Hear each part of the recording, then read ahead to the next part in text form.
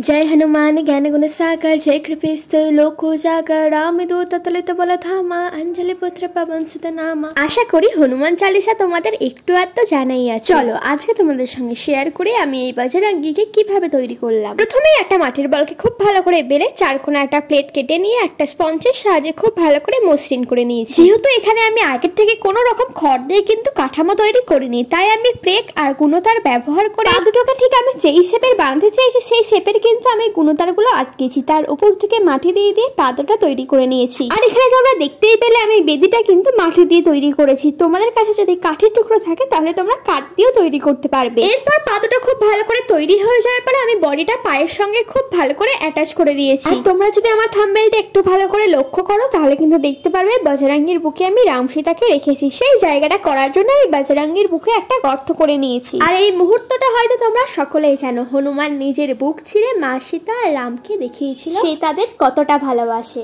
এরপর আমি আবারও গুণতার ইউজ করেছি হাত দুটো পারফেক্ট করার জন্য। অনেক সময় যে কোনো মাটির স্ট্যাচু তৈরি করার সময় দেখবে হাত ভেঙে ভেঙে পড়ছে শুকানোর পর, কিন্তু তোমরা যদি এরকম গুণতার ব্যবহার করে হাতের শেপটা আগের থেকেই দিয়ে নাও তাহলে কিন্তু আর ভেঙে পড়বে না। এরপর বজরঙ্গীর ধুতির মধ্যে আমি কিছু কিছু জায়গায় ডিটেলস অ্যাড করেছি। তারপর বজরঙ্গীর মুখটা খুব ভালো করে বানিয়ে নিয়েছি, বিভিন্ন বিভিন্ন জায়গায় ডিটেলস অ্যাড করে বজরঙ্গীর মুখটা গলার সঙ্গে খুব ভালো করে অ্যাটাচ করে দিয়েছি। এরপর হাতের পাতাগুলো হাতের সঙ্গে খুব ভালো করে অ্যাটাচ করে নিয়ে বজরঙ্গীর চুলটা লাগিয়ে দিয়েছি। আর একটা কাঠির সাহায্যে আর কাটারের সাহায্যে কিন্তু আমি চুলের ডিটেলস গুলো কমপ্লিট করেছি। আর এই পুরো মাটির কাজটা করার জন্য আমি এখানে এঁটেল মাটি ব্যবহার করেছি। এরপর বজরঙ্গীর গলার গয়নাটা তৈরি করার জন্য কাদা সরো রিং চাপিয়ে একটা পেনের নিফিলের সাহায্যে ডিজাইন গুলো কমপ্লিট করেছি। আর সেম ভাবে কিন্তু আমি ওই হাতের গয়নাগুলো তৈরি করে নিয়েছি। আর বজরঙ্গীর লেসটা তৈরি করার জন্য গুণতারের ওপর মাটি চাপিয়ে কিন্তু আমি লেসটা তৈরি করে নিয়েছি। এরপর বজরঙ্গীকে শোকানোর জন্য কিন্তু আমি গোটা একদিন টানা রোদে রেখেছিলাম। খুব ভালো করে শুকিয়ে যাওয়ার পর কিন্তু আমি সাদা অ্যাক্রিলিক কালার দিয়ে পুরোটাকে কভার করে নিয়েছি। তারপর খুব ভালো করে সাদা অ্যাক্রিলিক কালারটা পুরোটা কভার করার পর কিন্তু আমি ফার্স্ট গায়ের যে কালারটা সেটা কিন্তু করে নিয়েছি। আর এখানে আমি ফার্স্ট কালার কেন বললাম তার কারণ তোমরা একটু পরেই জানতে পারবে। ততক্ষণে গায়ের রংটা শোকাক, আমি বেদিটাকেও রং করে নিচ্ছি। আর ফার্স্ট কালারটা খুব ভালো করে শুকিয়ে যাওয়ার পর আমি সেকেন্ড কালার কিন্তু অ্যাপ্লাই করছি। অরেঞ্জ কালারের সঙ্গে হালকা করে একটু ব্রাউন মিশিয়ে কিন্তু এই কালারটা আমি তৈরি করেছি। এরপর বজরঙ্গীর দাড়ি চুল আর লেজের মধ্যে কিন্তু প্রথমে আমি ব্রাউন কালার করে নিয়েছি।